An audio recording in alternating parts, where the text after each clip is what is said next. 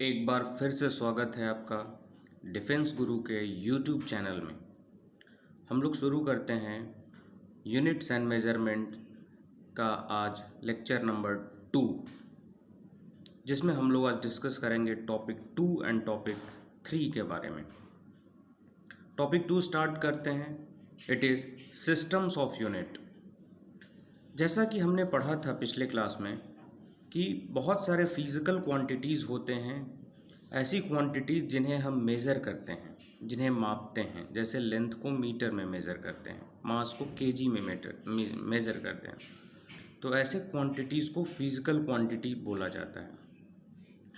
तो systems of unit को divide किया गया initially CGS system, FPS system, MKS system and SI system. तो सीजीएस सिस्टम में लेंथ को मेजर किया जाता था सेंटीमीटर में, मास को मेजर किया जाता था ग्राम में, और टाइम को मेजर करते थे सेकंड में। एफपीएस सिस्टम में लेंथ को मेजर करते थे फुट में, मास को मेजर करते थे पाउंड में, और टाइम को मेजर करते थे सेकंड में। एमकेएस सिस्टम में मास को मेजर करते थे लेंथ को मेजर करते थे मीटर में, मास को मेजर करते थे किलोग्राम में, और टाइम को मेजर करते थे सेकंड में। लेकिन इन तीन सिस्टम के बावजूद एसआई सिस्टम की ज़रूरत क्यों पड़ी? SI system means international system, international systems of unit. तो एक्चुअल हुआ क्या था, एक कहानी है इसके पीछे कि जब बहुत वर्ल्ड वाइड जब ग्लोबलाइजेशन हो रहा था, एक कंट्री दूसरे कंट्री से अपना डिस्कशन कर रहे थे, तो साइंटिफिक कैलकुलेशन के लिए, बिजनेस कैलकुलेशन के लिए, या रिसर्च करने के लिए, इकोनॉमिक्स को स्टडी करने के लिए लोगों को कुछ यूनिट्स की ज़रूरत पड़ती थी। जैसे कि मास इतना केजी सोना बेचा गया, इतना केजी चांदी बेचा गया। तो बहुत सारी कंट्री में प्रॉब्लम क्या था कि कोई कंट्री उसको ग्राम में मेज़र कर रहा है, कोई पाउंड में मेज़र कर रहा है, कोई कुछ में मेज़र कर रहा है। तो एसआई सिस्टम ने कहा कि भाई सब लोग, पूरी कंट्री एक ही यूनिट में मेज़र करेंगे क्वांटिटीज़ को, जिसका नाम है एसआई यूनिट। ये फ्रेंच में इसका नाम सिस्टम इंटरनेशनल यूनिट भी कहा जाता है इसको। तो एसआई यूनिट में लेंथ को मेज़र किया गया मीटर में, मास को मेज़र किया गया किलोग्राम में, टाइम को मेज़र किया गया सेकंड में। तो आप कहोगे कि सर एमकेएस और एसआई सिस्टम में अंतर क्या है? तो एसआई सिस्टम में बच्चों कुछ और क्वांटिटीज़ को ऐड किया गया इसमें। तो एसआई सिस्टम में जब कुछ क्वांटिटी को ऐड किया गया तो उसके बारे में हम लोग देखते हैं कि एसआई सिस्टम में फिर टेम्परेचर को ऐड किया गया, एसआई सिस्टम में करंट को ऐड किया गया, इलेक्ट्रिक करंट को। एसआई सिस्टम में अमाउंट ऑफ सब्सटेंस को ऐड किया गया, अमाउंट ऑफ सब्सटेंस जिसको मोल में मेजर करते हैं, और एक लास्ट ल्यूमिनस इंटेंसिटी को ऐड किया गया। तो 3 और 4 7 बेसिक क्वांटिटी इसमें ऐड किया गया। टेम्परेचर को किस में मेजर करते थे? केल्विन में मेजर करते थे। करंट को एम्पियर में मेजर करते हैं। अमाउंट ऑफ सब्सटेंस को किस में मेजर करते हैं? मोल में मेजर करते हैं। और ल्यूमिनस इंटेंसिटी को किस में मेजर करते हैं? कैंडेला में मेजर करते हैं, जिसके बारे में अभी हम लोग और डिटेल स्टडी करेंगे। चलिए अब जल्दी से हम लोग बेस यूनिट या फंडामेंटल यूनिट को एक बार नोट्स में लिख लेंगे। और इसको हम लोग एक चीज़ और कह सकते हैं कि fundamental quantities and unit, fundamental quantities and unit, या फिर इसको बेस क्वांटिटीज़ एंड यूनिट भी कहते हैं। याद रखिएगा इस बात को, फंडामेंटल क्वांटिटीज़ एंड यूनिट या फिर बेस क्वांटिटीज़ एंड यूनिट। तो हम लोगों ने अभी पढ़ा कि लेंथ को मेजर करते थे किस में? लेंथ को मेजर करते हैं मीटर में मेजर करते हैं। मास को किस में मेजर करते हैं? किलोग्राम में मेजर करते हैं। टाइम को किस में? सेकंड में मेजर करते हैं। इलेक्ट्रिक करंट को किस में मेजर करते हैं? एम्पियर में मेजर करते हैं। इलेक्ट्रिक करंट को एम्पियर में मेजर करते हैं, इसको याद रखिएगा। टेम्परेचर को किस में मेजर करते हैं? केल्विन में मेजर करते हैं टेम्परेचर को। अमाउंट ऑफ सब्सटेंस को किस में मेजर करते हैं? मोल में मेजर करते हैं। और ल्यूमिनस इंटेंसिटी को कैंडेला में मेजर करते हैं। इसका सिंबल हम लोग सबको लिख देते हैं, केजी सेकेंड कैपिटल ए और केल्विन कैपिटल के, है ना। मोल जो स्पेलिंग लिखेंगे तो MOLE है यहाँ पे, और यहाँ पे सिंबल में MOL, और कैंडेला का CD। तो ये नोट्स में हम लोगों ने 7 फिजिकल क्वांटिटी, उसके यूनिट, सातों फिजिकल क्वांटिटी के यूनिट और उनका सिंबल हम लोगों ने लिख लिया। इसको आप लोग याद कर लीजिएगा। 7 fundamental quantity, actually not physical quantity, 7 fundamental quantity and their units. अब हम लोग समझेंगे सप्लीमेंट्री क्वांटिटीज़ एंड यूनिट्स के बारे में। 2 सप्लीमेंट्री क्वांटिटीज़ हैं, plane angle and solid angle. Plane angle को हम लोग मेजर करते हैं, रेडियन में मेजर करते हैं, और सॉलिड एंगल को मेजर करते हैं, स्टेरेडियन में मेजर करते हैं।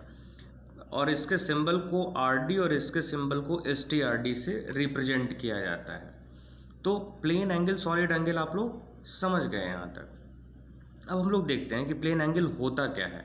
तो प्लेन एंगल को थोड़ा सा एक्सप्लेन कर लेते हैं कि एक सर्कल है, तो सर्कल का सेंटर से अगर हम 2 पॉइंट लेते हैं, ये दोनों एक रेडियस, 2 रेडियस है यहाँ, एक पॉइंट ए है, दूसरा पॉइंट बी है। ए से लेकर बी तक आप लोगों ने इसको हिंदी में चाप और या इंग्लिश में आर्क कहा होगा। आर्क लेंथ है, आर्क लेंथ ए बी, और इसको हम लोग रिप्रेजेंट किए एल से। और ये दोनों के बीच का एंगल थीटा है और रेडियस आर है। Theta is equal to L by R, ये प्लेन एंगल को रिप्रेजेंट करता है। Theta is equal to L by R, length upon radius, इसको मेजर करते हैं, रेडियन में मेजर करते हैं।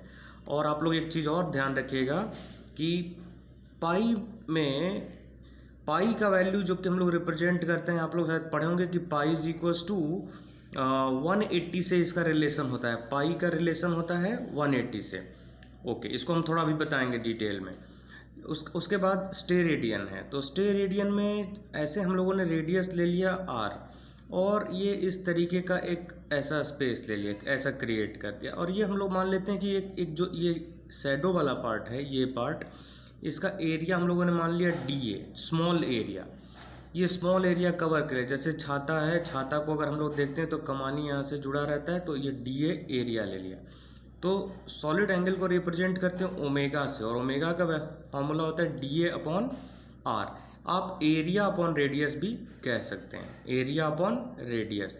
और इसको मेजर करते हैं किस में, स्टेरेडियन में मेजर करते हैं। तो इस बात को ध्यान रखिएगा। हाँ, यहाँ हम कह रहे थे पाई रेडियन का वैल्यू 180 डिग्री, पाई रेडियन का वैल्यू 180 डिग्री होता है, इसको याद रखिएगा। तो 2 सप्लीमेंट्री क्वांटिटी और उसके यूनिट को हम लोगों ने पढ़ा, plane angle, radian, and solid angle, steradian, याद रखिएगा, इंपॉर्टेंट है। अब हम लोग कुछ क्वेश्चंस की तरफ मूव करते हैं। क्वेश्चन नंबर 1, एक क्वेश्चन है, steradian is the unit of, और 4 ऑप्शन यहाँ पे दिया हुआ है, mass, plane angle, solid angle and current. So इसमें से सही आंसर कौन सा है? अभी हम लोगों ने पढ़ा steradian is the unit of what, it is unit of solid angle. So solid angle is the right answer. Okay, next question is which quantity is measured in mole. आप लोग बताइए किस क्वांटिटी को मोल में मेजर करते हैं, angle, temperature, amount of substance या length को? तो amount of substance is measured in mole, right answer. Okay, question number 3 is which one is supplementary unit. Option है thermodynamic temperature, luminous intensity, time and plane angle. Supplementary unit कौन सा है? देखिए यहाँ पे टेम्परेचर को इसने नाम कैसे लिखा, थर्मोडाइनमिक टेम्परेचर, कंफ्यूज करने की कोशिश कर रहा है इस क्वेश्चन में। तो हम लोग को पता है कि टाइम, ल्यूमिनस इंटेंसिटी और टेम्परेचर फंडामेंटल यूनिट हैं, फंडामेंटल क्वांटिटीज़ हैं। सो इसमें प्लेन एंगल, एक्चुअल में ये जो क्वेश्चन है यहाँ पे होना चाहिए सप्लीमेंट्री क्वांटिटी, सप्लीमेंट्री क्वांटिटी, ठीक है, क्योंकि ये क्वांटिटी लिखा हुआ, यूनिट नहीं लिखा हुआ है। तो हम लोग प्लेन एंगल को यहाँ पे टिक कर देंगे, जिसका यूनिट होता है स्टेरेडियन। तो इस चीज़ को आप लोग याद रखिएगा। अब हम लोग टॉपिक 3 पे आते हैं। टॉपिक 2 से रिलेटेड कुछ क्वेश्चंस आप लोग अपना बुक से सॉल्व करिएगा, नेट से सॉल्व करिएगा। टॉपिक 3 आते हैं पावर ऑफ 10। इसको समझना बहुत ही ज़रूरी है मेज़रमेंट को समझने के लिए। 2 तरह के पावर लगाते हैं। एक तो हम पावर ऑफ 10 जब लगाएंगे तो उसमें 10 का पावर, जैसे हम एग्जांपल ले रहे हैं -3, और एक में ले रहे हैं 10 का पावर 6। एक नेगेटिव वैल्यू है, दूसरा पॉजिटिव वैल्यू है, ध्यान से देखिएगा। इसको बोलते हैं माइक्रो और इसको बोलते हैं क्या, मेगा। सॉरी, इसको माइक्रो नहीं बोलते, 10 का पावर अगर -6 है तो माइक्रो बोलेंगे। अच्छा माइक्रो, चलिए -6 रहने देते हैं। 10 का पावर -6 को बोलेंगे माइक्रो और 10 का पावर +6 को बोलेंगे मेगा। तो यहाँ नेगेटिव पावर भी है, पॉजिटिव पावर भी है। तो हम लोग अभी पढ़ाई जो करेंगे, स्टार्ट करेंगे, वो पॉजिटिव पावर के बारे में पढ़ेंगे। तो हमने यहाँ पे एक कॉलम बना दिया है, इसको देखिएगा। पावर ऑफ 10 है, प्रीफिक्स मतलब जो उसका नाम और उसका सिंबल हम लोग लिखेंगे यहाँ पे। 10 का पावर 1 से हम लोग स्टार्ट करेंगे और आते चले जाएंगे हम लोग कहाँ तक, 10 टू द पावर 18 तक। ओके, तो देखिए यहाँ से पावर ऑफ 10, प्रीफिक्स और सिंबल। प्रीफिक्स का मतलब है कि जो नाम पहले यूज होता है, हम एग्जाम्पल के साथ भी इसको बताएंगे, लेकिन पहले आप लोग देखिए इस बात को। 10 का पावर 1 मीन्स होता है डेका, इसका प्रीफिक्स का नाम है डेका, सिंबल है DA, इसका नाम है hecto. Deca, hecto, kilo, mega, giga, tera, peta, exa, ये नाम याद रखिएगा। 10 टू द पावर 3 को किलो बोलते हैं, ठीक है। और सबका हम सिंबल यहाँ पे लिख दे रहे हैं, hecto, kilo, mega capital M use करना बेटा, गीगा कैपिटल G यूज़ कर रहे हैं, टेरा T है ना, और ये P और E कैपिटल, ठीक है, कोई प्रॉब्लम नहीं। 10, अब हम लोग एक सेलेक्ट करते हैं। 10 टू द पावर 9 है तो 10 टू द पावर 9 मतलब गीगा, 10 टू द पावर 15 मतलब पेटा। अब हम लोग यहाँ से देखते हैं एक एग्जाम्पल के बारे में कि कैसे हम लोग लिखेंगे। अगर हमने लिख दिया 10 to the power 3, 10 to the power 3 metre हमने लिखा, ठीक है, 10 टू द पावर 3 मीटर। तो 10 मीटर तो हमें पता है, चलो SI यूनिट हो गया। 10 टू द पावर 3 का मतलब कभी हम लोग यहाँ पर चेक करेंगे, क्या नाम है, किलो नाम है इसका। तो हम लोग इसको क्या लिख सकते हैं, इसके जगह पर किलो भी लिख दिया है ना। इसके जगह पे हम लोग 10 टू द पावर 3 के जगह पे ये हम लोगों ने किलो लिख दिया। यहाँ पे देखिएगा ध्यान से, लिखा किलो और ये मीटर, तो हम इसको लिख सकते हैं 1 किलोमीटर। किलोमीटर क्यों, क्योंकि 10 का पावर 3 के जगह पे ये किलो लिख दिया और ये मीटर तो है, तो 1 किलोमीटर हो गया, मतलब 10 टू द पावर 3 मीटर। 1, आपने पढ़ा होगा कि भारत सरकार ने 100 मेगावाट की बिजली केंद्र सरकार को दी, आपने पढ़ा होगा इस तरह का न्यूज़ में। 100 मेगावाट की बिजली मतलब 10 टू द पावर 6 वाट, क्योंकि हमें पता है मेगा मतलब 10 टू द पावर 6 का नाम मेगा है। तो 2 एग्जाम्पल आप लोगों ने समझा कि मेगावाट 10 टू द पावर 6, और 10 टू द पावर 6 कितना होता है कि वहाँ इसको हम लोग 10 टू द पावर 6 को ऐसे भी लिख सकते हैं, 3 4 5, 1 2 3 4 5 6 0, 10 लाख वाट। इसको हम लोग 3 तरीके से लिख सकते हैं, 10 टू द पावर 6 वाट या 10 टू द 100 मेगावाट, मतलब 10 लाख वाट। यूनिट यहाँ पे लिख दिया है वाट, 10 लाख वाट। ओके, अब हम लोग नेगेटिव पावर के बारे में देखते हैं। सेम पावर ऑफ 10 है, प्रीफिक्स है। प्रीफिक्स मतलब जो पहले यूज़ किया जाता है, जो कि सर पढ़ते आप लोगों ने पढ़ा होगा, है ना। तो प्री मतलब पहले, पहले फिक्स करना, प्रीफिक्स, और उसके बाद उसका सिंबल है यहाँ पे। तो 10 टू द पावर -1 से शुरू करते हैं, इसको बोलते हैं deci, centi, milli, micro, nano, pico, femto, fermi भी इसको बोला जाता है, फर्मी यूज़ करते हैं, फेमटो, फिर अट्टो, और इसका सिंबल हम लोग यहाँ पे लिख रहे हैं डी। सी से रिप्रेजेंट करते हैं, एम से, ये म्यू से, बहुत इंपॉर्टेंट है, स्मॉल एम है बच्चों, small M, small C, small D, mu, mu है ये, यू टाइप का ऐसे लिख के घुमा देना ऐसे, म्यू। फिर small N, small P, small F और ए। तो कुछ हम लोग यहाँ पे क्या करते हैं कि इतना लिखने के बाद 10⁻⁻1 डेस ऐसे याद कर लेना, deci centi milli micro nano pico femto atto, ठीक है। इसको 2-3 बार आप पढ़ेंगे तो आपको याद हो जाएगा। और सिंबल में -1 -2 -3 -6 -9 -12 -15, वहाँ पे भी जब आप देखेंगे प्लस वाले पावर में तो वहाँ +1 2 3 4 का कुछ नहीं था, 5 का भी कुछ नहीं था। तो इस तरीके से 6 आ गया, 9 आ गया, 12 आ गया। तो इस तरीके से आप इसको याद कर लेंगे। चलिए एक एग्जाम्पल हम लोग यहाँ पे एक एग्जाम्पल को स्टडी करते हैं। तो एग्जाम्पल में लिखा 10⁻³ ग्राम, है ना। तो इसको हम लोग क्या लिख सकते हैं, मिली, 1 मिलीग्राम, 1 mg, जो आप लोगों ने दवा पे पढ़ा होगा, 3 mg का दवा, 4 mg का दवा, 5 mg का दवा, 100 mg का दवा आप लोगों ने पढ़ा है इस तरीके से।